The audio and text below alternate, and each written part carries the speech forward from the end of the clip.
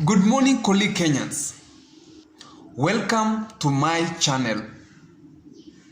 And yesterday, TIFA released an opinion poll in 3 counties: Mombasa, Nairobi, Makueni, and Makueni.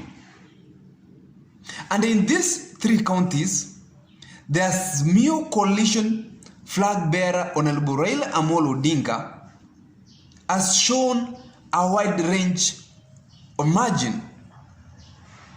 And I want to give a close analysis of these percentages. But before I do that, if you are viewing for the first time, take a second or two, subscribe so that you can promote this channel, and whenever I do such a video, you are always notified. So, in Nairobi, RAILA is the most preferred presidential candidate with a 41% margin as compared to William Samoei Ruto, who has 26%. And I also want to look at Makueni. I'm not going to give much concentration in Mombasa. I also want to give a close look at Makueni, where RAILA is enjoying a percentage of 48 as compared to Ruto, who was 21%. Remember very well that William Samoei Ruto has been attracting wide gatherings in Nairobi during his presidential campaigns. And even during the latest incident, during the burial of Mzee Kibaki, our late president, William Samoei Ruto was widely cheered, which created an impression that he was very popular in Nairobi.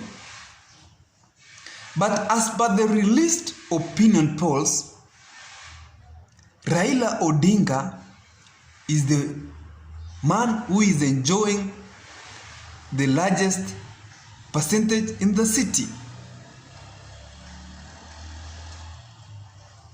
And in Makueni, the reason why I want to have a close look at Makueni, where RAILA Odinga is enjoying a margin of 48% as compared to William Samoei Ruto, who's got a 21% margin.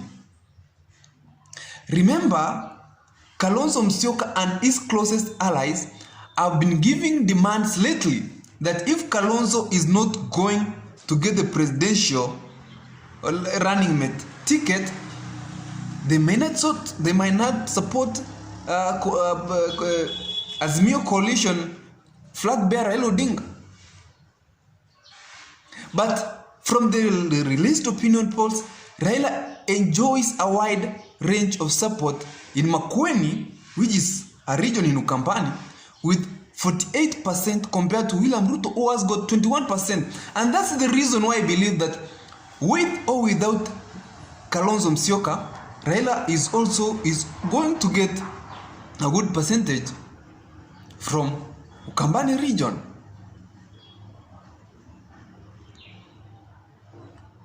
And if you have always seen, before that, also in the coalitions, the most coalition that has the highest support in the city, it's a Azimio coalition with a 42% margin, while Kenya Kwanza becomes second with a 22% margin.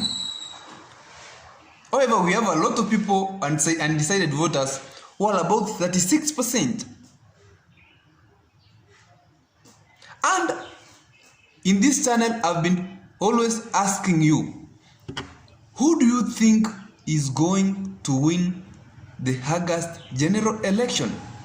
Some of you will say it's RAILA Odinga. Others will say it's William Samoei Ruto. However, TIFA conducted these opinion polls in regions that have previously been RAILA's support base, because RAILA has always won or got a higher percentage in Ukambani, in Mombasa, and in Nairobi. But this time round, there is a wider margin. The margin is a bit wider as compared to the previous competitors. And another question I've been asking myself, William Samoei Ruto was widely cheered in Othaya during Kibaki's burial. Does William Samoei Ruto really enjoy support in Mount Kenya? A close friend of mine was asking me that those people who cheered Ruto in Othaya, where were they during the UDA nomination? Because during the UDA nomination, remember very well that a lot of people in Mount Kenya never turned out to vote. And that was shown in a lot of regions of Mount Kenya. So, and the reason why I think that the August general election, presidential election, is taking a different turn is that the way the UDA and Kenya Kwanza allies have exhibited a very high level of confidence, and they are very they feel like that they are going to win.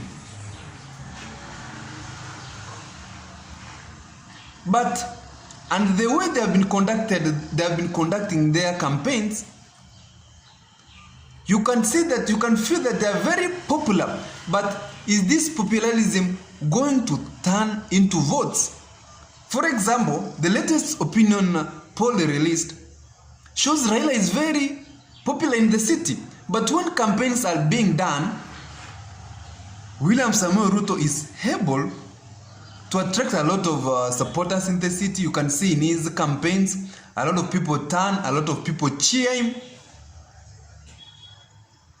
Are these supporters, those people who cheer him, going to turn into votes? That's the question I've always been asking myself. And even those people who cheer William Ruto in the mountain, will they eventually turn out to vote? Another thing that has worried me in these TIFA polls is a higher percentage of undecided voter. And previously I've analyzed this, that in Kenya right now, a lot of people, a good percentage of our Kenyan citizens are undecided. That thing should also worry both Raila Odinga and William Samoei Ruto. The undecided voter margin. For example, in Nairobi, we have a 32% of undecided voter margin, and in Makueni we have an 18% undecided voter margin. This is another thing that is worrying. And I always say that who is going to maximize on this undecided voter margin is going to get a plus in his basket. However, another thing I think that should worry William Samoei Ruto is those voters who are not either Kikuyus and Kalenjins. And it's without contention that if this scenario of saying that power should change from one community to another, these people are likely not going to vote for William Samoei Ruto. So in the meantime, I will be giving a cross analysis in the unfolding of events, and I will be updating you.